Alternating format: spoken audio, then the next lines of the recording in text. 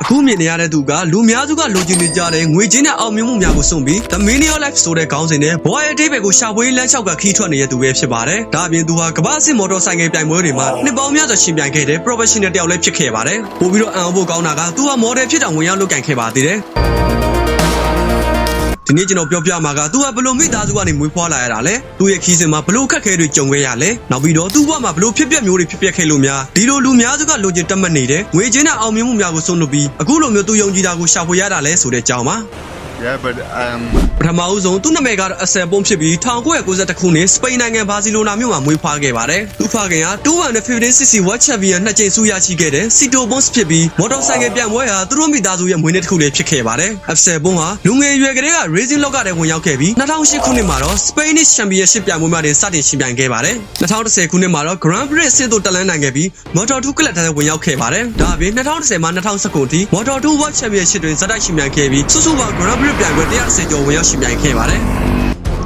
သူရဲ့ဆယ်စုနှစ်တစ်ခုနီးပါးကြာသောကစားသမားဘဝတွင်ထိပ်တန်းအောင်မြင်မှုချို့ရရှိခဲ့တော့လေဖခင်ဖြစ်သူကြီးမားသောအောင်မြင်မှုများကသူ့ပေါ်ဖိအားတစ်ခုဖြစ်တက်ရောက်ခဲ့ပါတယ်။ဒါအပြင်ပြိုင်ပွဲလောကဖိအားများကြောင့်စိတ်ပိုင်းဆိုင်ရာပျော်ရွှင်ခြင်းမှုကိုလည်းသူဟာများရှိခဲ့ပါဘူး။ဒါကြောင့်သူဟာ Racing Career နဲ့တူ2014ခုနှစ်ခန့်တွင်စပိန်နိုင်ငံဘာစီလိုနာခြေဆိုင် Modeling Agency တစ်ခုနဲ့လက်တွဲခဲ့ပါတယ်။အဲဒီနှစ်မှာပဲ New York Fashion Week 2014မှာ runway လျှောက်ခဲ့ပြီး American Fashion Summit ထဲဝင်ရောက်နိုင်ခဲ့ပါတယ်။အထူးသဖြင့်အဆက်ဘုံဟာ Dawson Governor အတွက် runway model ဖြစ်လျှောက်ခဲ့တာကြောင့်လူသိများခဲ့ပါတယ်။ဒီကာလမှာပဲ Racer ရဲ့ model ဆိုတဲ့ image ကြောင့်မီဒီယာအောင်ဆိုင်မှုပုံမှန်ရရှိခဲ့ပါတယ်။ဒီလိုအောင်ဆိုင်ခံရမှုတွေကလည်းသူ့ကိုမပျော်ရွှင်စေပဲပိုပြီးစိတ်ပင်ပန်းစေခဲ့ပါတယ်။မော်ဒယ်လုံးမှာလည်းသူကပျော်ရွှင်ခြင်းမှုကိုများရှိခဲ့လို့နောက်ဆုံးမှာတော့သူ့ပိုင်ဆိုင်မှုများကိုအလုံးစုံလုပ်ပြီးဘာသာတရားတွေရဲ့တွေးခေါ်ဘဝရဲ့အထိပ္ပယ်ကိုရှာဖွေရအိန္ဒိယနိုင်ငံကိုလမ်းလျှောက်ကခီးထွက်ခဲ့ပါတယ်။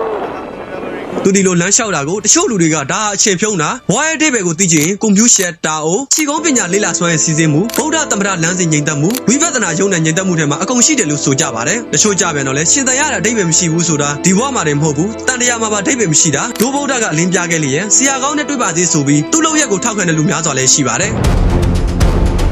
ဘသူတွေဘလို့ပဲပြောသူကတော့သူခီးစင်ကိုဆက်ချောက်နေခဲ့ပါတယ်ပထမဆုံးသူဟာသူ့နာမည်ကိုအီဆာလို့ပြောင်းလဲခဲ့တယ်အီဆာဆိုတဲ့နာမည်သစ်နဲ့တူကြော်ပွဲတစ်လုံးကိုလွယ်ဖက်နဲ့မပါတဲ့ခြေထောက်တစ်စုံနဲ့စပိန်နိုင်ငံကနေအရှေ့တိုင်းကိုဥတီရခီးရှည်ကြီးကိုစတင်ခဲ့ပါတယ်ဒါပေမဲ့လည်းဒီရှင်းလန်းကလုံးဝမဖြောင့်ပြူခဲ့ပါဘူးဖက်နဲ့မပါပဲ6ရက်တဲ့အတွက်ကြမ်းတမ်းတဲ့လမ်းတွေပူပြင်းတဲ့ပူရှိန်နဲ့အေးခဲ့တဲ့ရာသီဥတုတွေကသူ့အတွက်ကြီးမားတဲ့ရုပ်ပိုင်းဆိုင်ရာစိန်ခေါ်မှုတွေဖြစ်ခဲ့ပါတယ်ဒါအပြင်ပါကစ္စတန်ကနေအိန္ဒိယကိုကူးဖို့ဗီဇာခက်ခဲကြောင့်ဟိမဝန္တာတောင်ထဲမှာ9လကြာတောင်နေခဲ့ရတဲ့အထိတားဆီးတွေနဲ့ကြုံခဲ့ရပါတယ်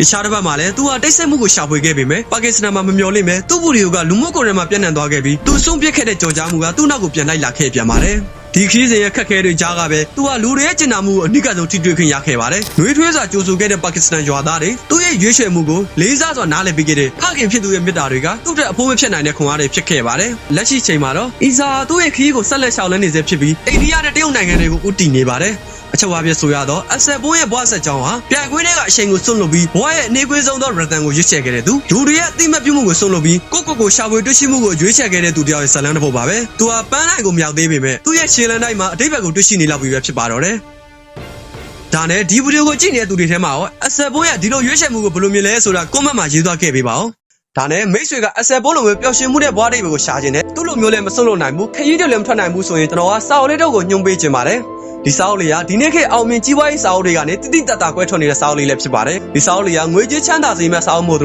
ူအောင်မြင်စေမဲ့စာအုပ်လည်းမဟုတ်ပါဘူးဒီနေ့ခေတ်ရှုပ်ထွေးလာတဲ့လောကကြီးမှာပျော်ရွှင်မှုပျောက်ဆုံးနေတဲ့လူများတွေပဲဖြစ်ပါတယ်ဒီစာအုပ်လေးကတင်းတစ်ဘဝလုံးလက်ရှာနေတဲ့စစ်မှန်တဲ့ပျော်ရွှင်မှုကိုရှာဖွေပေးမဲ့လမ်းပြမြေပုံလည်းဟုတ်ပါတယ်ကဲမိတ်ဆွေကစာအုပ်ရှိကြီးကင်ပြီးဖတ်ရတာမကြိုက်ဘူးလိုရင်းတိတ်ပဲကိုထိထိမိမိနဲ့တော်တော်လေးဖတ်ရတာပဲကြိုက်တယ် e-book လေးပဲဖတ်ချင်တဲ့ဆိုရင်တော့အခုပဲ order လာတင်လိုက်တော့နော်ဒါနဲ့သတင်းကောက်တစ်ခုပြောပြစရာရှိပါတယ်ဒါကတော့ဒီစာအုပ်ဝယ်တဲ့ပထမဦးဆုံး10ရက်ကို30ရာခိုင်နှုန်း discount ချမှာဖြစ်သလိုဒီစာအုပ်ရောင်းရငွေအားလုံးစုစုပေါင်းရဲ့30ရာခိုင်နှုန်းကိုလည်းမိဘမဲ့ကလေးကျောင်းများကိုလှူဒန်းပေးမှာဖြစ်လို့ကိုတိုင်ကဝယ်ဖြစ်သေးဘူးဆိုလို့ရှိရင်လည်းအများသူငါသိရှိအောင်လို့ဒီဗီဒီယိုလေးကို share ပြီးတော့ကုသိုလ်ပါဝင်ယူလိုက်ပါအောင်လို့ဒီနေရာလေးတိုက်တွန်းနှိုးဆော်လိုက်ပါတယ်နောက်ဗီဒီယိုမှာပြန်လည်ဆုံတွေ့ကြပါမယ်ခင်ဗျာကျွန်တော်ကတော့စီကာ quest ကကြော်တက်အောင်ပါ